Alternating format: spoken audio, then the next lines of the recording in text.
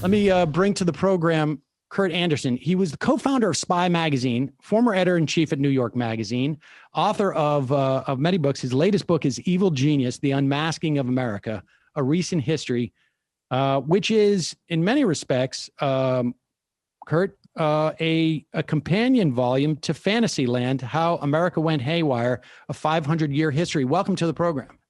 Happy to be here. Let me also say, and this is really, I don't know if it's really been a slight for you, but I want to apologize to both my audience and myself for not having you on before now. I've got to tell you that turn of the century, we're going back a little bit, but your book, Turn of the Century, has resonated for me for 20 years. And, wow, how nice of you. And I don't know what it was that took me so long to do this, but what you've done here, it's fascinating. It's almost like you have done because many of the things you're talking about in Evil Geniuses is a lot of what we talk about on this program quite a bit. We had Rick Perlstein on the other day, whose most recent book was sort of the last, or maybe not the last, but covering a lot of the period where a lot of this change happened that you write about. And you've written almost like both a political but also cultural, history that is accessible about how we got off track. But let's start with Fantasyland a little bit, because it was almost like, if I understand correctly, in Fantasyland, you sort of outlined a problem that we had in this country. And then afterwards you sort of said, like, wait, how did we get here? Well, exactly. There's kind of two separate problems. The problem in Fantasyland is basically, as I discovered after researching it for some years and writing the book, is that we have this deep-seated American love of the excitingly untrue, right? and that was okay up to a point, because the grown-ups who believed in rationality were in charge. And so, whatever, as Thomas Jefferson said, and I quote him many times in that book, I don't care what anybody believes. The government shouldn't try to stop anyone from believing anything as long as it doesn't break my leg or pick my pocket. I'm with that. But then it did start breaking our legs and picking our pockets when it was politically exploited and weaponized, this kind of crazy thinking of anything is true and conspiracy theories that aren't true and all the rest. That was the story of Fantasyland.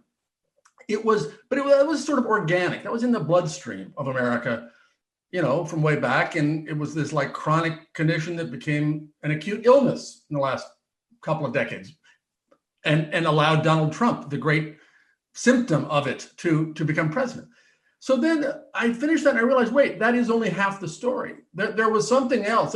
Just believing in crazy things and aliens running the government or whatever it is you believe did not change our system the way it was changed when I was a young man, right? I mean, I grew up in one version of America that was fair, and still the New Deal idea was still there, and all boats rose together, and rich people paid a lot more taxes and all the rest. Then that stopped. And even though I was around and a writer and sometimes a journalist during that period of the 70s and 80s, 80s anyway, I kind of didn't, I realized looking back now that I hadn't fully noticed what had happened. And it was that these people, guys, who, I won't call it a conspiracy, but it was certainly, I call it repeatedly in the book, a confederacy of these guys who were either right-wing ideological zealots, Milton Friedmanites, or rich people, or CEOs. And they created a whole strategy and battle plan and counter-establishment to make America what it became, where only the well-to-do and big business get richer and more powerful. And of course, I mean, I think you certainly have mentioned that era that we were talking about. There was, the big difference, right, between that era where we had the Great Compression and we were in the post or in the the wake of the New Deal, I guess, was that it was in many respects reserved for a segment of the population. There were segments of the population, Black people and women to a large extent. In many respects, large swaths, if not the majority of the population, didn't necessarily enjoy that in the same manner. Right. But what was it? Didn't. And God knows we don't want to go back in time in terms of the way white supremacy was more supreme and patriarchy was more supreme. But economically, and this book, Evil Geniuses, really is not about the whole right wing and the anti-abortion crazies and all that. They're there because they became and the racists became the political allies of the economic right, the Kochs and that ilk. And so I'm focusing on economic unfairness. Economic fairness for all households, black and white, during the 50s and 60s and 70s was increasing. All boats were rising together. Now, yes, there was a gigantic gap between white households and black households, and still is, and it's egregious and awful. But as the economy grew and productivity grew, all households were sharing in that equal. Rich people and middle class people and poor people shared equally in that rise. And then they stopped. And we used to have an aggressive antitrust enforcement against corporate power when it got too big. We used to pay half the workers in America overtime. We stopped. All these things that as though there was a giant national referendum, and we changed it so that 80% of Americans are economically less fair. But yes, to your point, it wasn't all. My Make America Great Again is not going back in the ways that Donald Trump and his cult wants to go back. But there was a bit there back in the 40s and 50s and 60s and 70s, which is to say economic fairness, that wasn't going too badly. All right. And so, and I want to spend, more time on the cultural stuff. I mean, over the past couple of weeks, we have talked, we've had many talks about what you mentioned in terms of the antitrust and the change during the Reagan era, where the calculus for what constituted monopoly changed from being sort of more citizen and about competition, broadly speaking, and about citizenry, to just simply prices and under Bork and whatnot. And I want to get to that a little bit. But in terms of the fantasy land thing, this notion of, because I'm also fascinated about this character of the American people, and I reference this book far too often, but Emily Ogden's Credulity, about mesmerism, and about how there's a long history in this country of people wanting, buying into sort of some of these fantasies and in their relationship with the people who tell them that. What is the relationship between what took place starting in the early 70s, really in many respects in the wake of the emancipation of women and of Black people, to the extent that they have become emancipated, at least from a legal perspective? What is it about the development of these fantasies? Is it how is that related specifically to all the changes that took place that have economically very slowly, almost like, the frog doesn't know he's boiling type of situation? Yeah, I would say certainly, first of all, what I found out in this book and talk about in Evil Geniuses is that the battle plan was starting way before Ronald Reagan, way before 1980. They had a whole decade of planning. And again, I really had no idea. But I would say the biggest fantasy that they used also started at the beginning of the 1970s, which was this American pop cultural and general cultural plunge into nostalgia. The 60s was all about everything's new, man, it's wow, which was, of course, a kind of extreme version of what America had always been, embracing the new. Let's do something new. Let's move somewhere new. Let's invent something new. And it reached a kind of, as I call it, peak new in the late 1960s.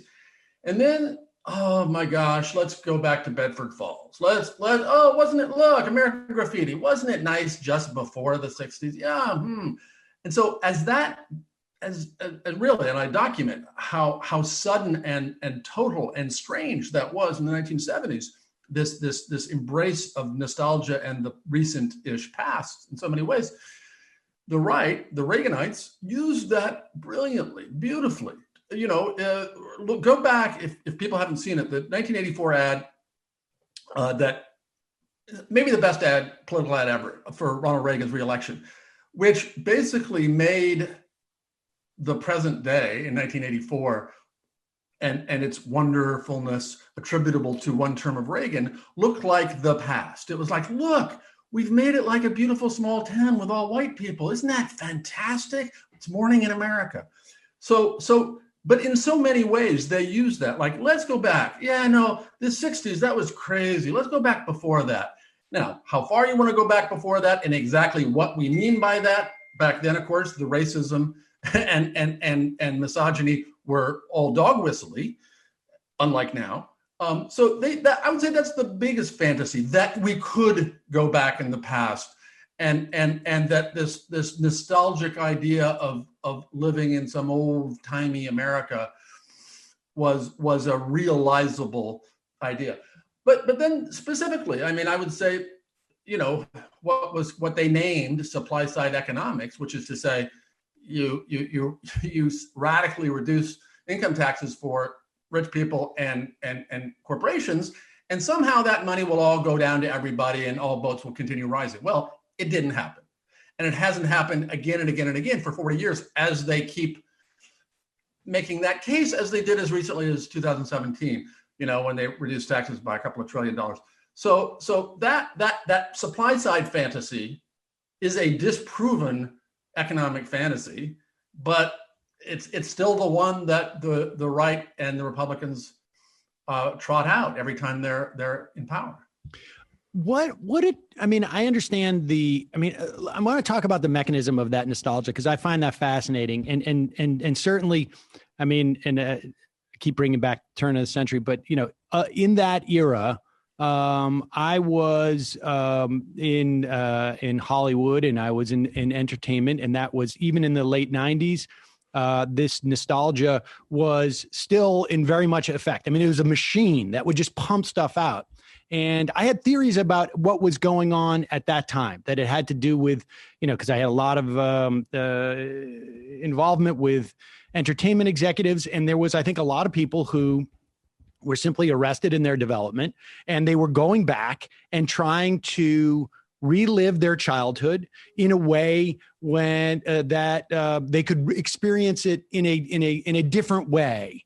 Then maybe they, look, there's a lot of people in show business whose childhoods were not optimal, and they want to go back and re-experience that. But what was going on in the 70s? As you mentioned, I remember the Reagan ads, but I'm thinking like Lords of Flatbush, Happy Days. There were, Laverne and Shirley. There was all these things. Correct. These were major shows that were it, and that were going backwards to and selling it to kids. And this is, there was a whole raft. What was the impetus behind that? Was it just we want to get pre-racial? Pardon me? We want to be racial on some level.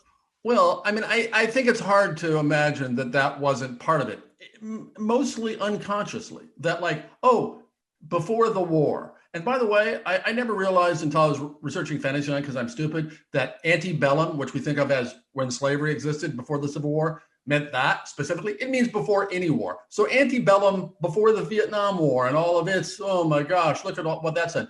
And before civil rights and when it was all, and before women were in the workplace. So I do think much of that pleasure that white America especially suddenly took in looking back at the past with all those TV shows you mentioned, as well as a million movies. Again, I catalog them here. It's amazing how many of the big movies in the 70s, from Animal House to Godfather, and a dozens more, were, oh look, wow, the early 60s, oh wow, the 50s, oh wow, the 40s, that was great. So it was, and I think it was partly the pre-civil rights, pre-women's liberation fantasy. But I also think more charitably. Some of it was just this kind of the 60s was discombobulating.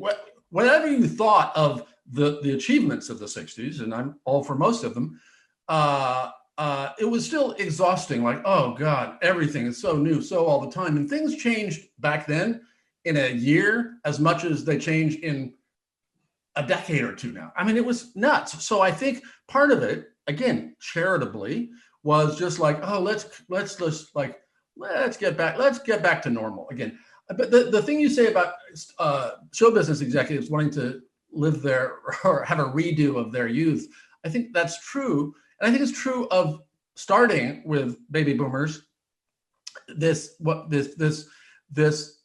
sort of refusal to grow up in a certain way.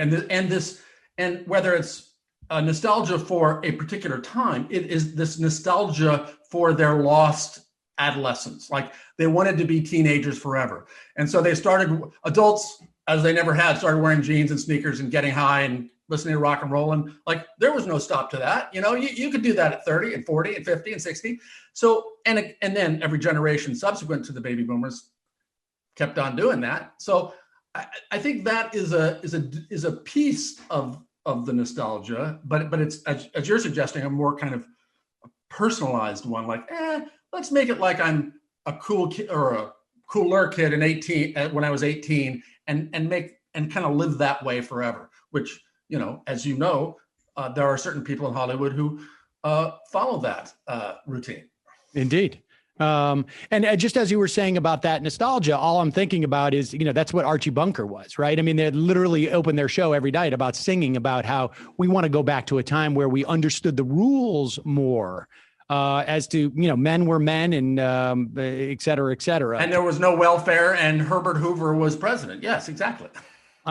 So, all right. So we have this, let's go through some of just the history, because I think one of the things that that you do quite well is bring together these sort of disparate economic pushes that come out of that are neoliberal and almost like classically neoliberal, right? Milton Friedman came out of a tradition that started with Mont Pelerin, and these ideas find their way into the sort of the body politic, much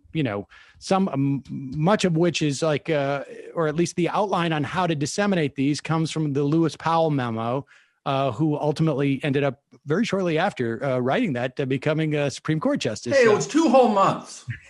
Nixon, that was a good memo, but just lay that out for us. And like you say, it was people with aligned interests got together, in some instances actually said, here's a project for us to do. In other instances, well, it was just their interests were aligned with this. Give us a sense of what was laid out in that memo, and also what it was in reaction to. Yeah. Well, the memo, the Powell Memo, which is one of these, I don't know, half dozen or 10 memos that I found. It's the most famous of them, and it's not that famous. You know of it, and people know of it. But there are several memos that, if they were in a novel about this, you'd go, that's a little on the nose. I don't think that, really writing that out in advance in 1971, and then that's what happens. I don't think so. But so Lewis Powell was not a right winger. Lewis Powell was a Virginia lawyer of national prominence, corporate lawyer. He was a Democrat, actually, back when, certain kinds of white Southerners were Democrats who aren't now. But anyway, he wasn't a radical zealot of any kind. But it's in the late 60s, he became freaked out that, all the kids are loving Ho Chi Minh and there's going to be a revolution here. I mean, that's not an exaggeration. He talked about that kind of thing. He'd given a speech, actually, that I write about a year before he wrote the Powell Memo at the behest of the Chamber of Commerce, in which he just goes whole hog about this is nuts. The socialist revolution is in the air and we could all be wiped away and business will be gone. So I would say that's, in his case, and in many of the cases of these folks, was a kind of oh my gosh, if this keeps going like it's gone the last 5 years in 1970, 71, we're going to be out of business. So that was part of it. But he was this very sober lawyer of great decorum and who has advised his corporate clients for decades. And that's what the Powell Memo is. It's 45-page memo saying, here's what we got to do. This is how we change the public sentiment. This is how we change the elite sentiment. This is how the corporate bigwigs need to get together and lobby on behalf of corporate capitalism rather than their individual companies, and on and on and on and on. Oh, we need the law, and the judiciary is a great opportunity for us. We got to do that. So he lays out, boom, piece by piece, this is what we've got to do to just save ourselves. So I think really back then it wasn't like, and then by 1980, when we have a president and we have all these, sort of Democrats who are willing to go along, then we'll do this. I'm not suggesting that it was that kind of a conspiracy, because nobody is that smart, or right. They can be evil, but they're not that geniusy. So, but he did lay it out, and immediately it was secret for a year, and then it leaked and was out, but it was immediately taken up literally by Charles Koch and other of a different kind of person, this economic libertarian crew, and in Koch's case, a zillionaire as well, a fossil fuel zillionaire as well. And it was taken and talked about as our game plan. This is what we have to do. So it wasn't just interesting and amazing in retrospect. It was a real game plan, actionable strategy at the time. So that's kind of what happened. I mean, and some people like Koch and libertarianism and Milton Friedman, who as of 1970 suddenly became famous, a celebrity economist, which previously the people you talk about were there and they were active. They had been since the New Deal in their little fringy way, but working at it, and Robert Bork and Yale and all these people, but not until the late 60s, as I argue in this book, when sure, anything goes, libertarianism, fine, whatever. Everybody do their own thing, including billionaires and libertarian right-wing zealots. So that was, ironically, their great opening was the counterculture and that the countercultural revolution, because of course they were a counterculture. That's the thing people need to understand. They were not. It wasn't like it was soon after. They were still fringe, freaks, right. Marginalized. I mean, I guess that Adam Curtis film, Hypernormalcy, talks about that idea of individualism. I mean, you can see where that individualism and the lack of, the sort of the individualism that came out of the 60s in terms of being able to express yourself and not have to conform and work at IBM for 50 years or whatever it was, mutates into or adopts, just sort of becomes I'm mixing a lot of metaphors here, a fertile host for this individualism as it's expressed in economics. Now, of course, neoliberal thought is actually a little bit more nuanced, and they want to put they just want to have more control, I think, than just sort of a complete anarchy when it comes to this. But right. You could see how that could hop along for the ride and sneak in there in some respects. And to be clear, when the Powell Memo was written, I mean, he built a molehill, right? And it turned into a mountain in many respects. But there probably was other competing memos that you can't even find today because they just didn't work. And this one just sort of resonated because it was of the multitude of options. If you got, millionaires out there, they're going to fund a bunch of this stuff. Right. And the ones that work are the ones that you still remember 40 years later, 50 years later. Well, and to your point, though, he also became a Supreme Court justice shortly thereafter. And by the way, was part of some important decisions of the Supreme Court. Right. Nice to have an inside track. For instance, eviscerating any attempt at campaign finance regulation, right. And so forth. So, yeah, I mean, and one does want to be careful of looking back and saying, oh, look, of the kind of retroactive just so story of, oh, look, the Powell Memo, it told everything. However, you look at that again, that it wasn't just a random memo that nobody saw, but one that the billionaires took up, it was more than, I mean, yes, no doubt, there were other people doing various things. There were the two guys who started the Heritage Foundation, the right-wing think tank, or just a year later. And so there were other people thinking along the same lines. Right. I mean, called for in the memo. And, we spoke to Rick Perlstein, like I say, I think it was last week, and the Heritage Foundation sort of ended up, combining forces with the evangelical right. And there was a lot of things that sort of came together in that miasma.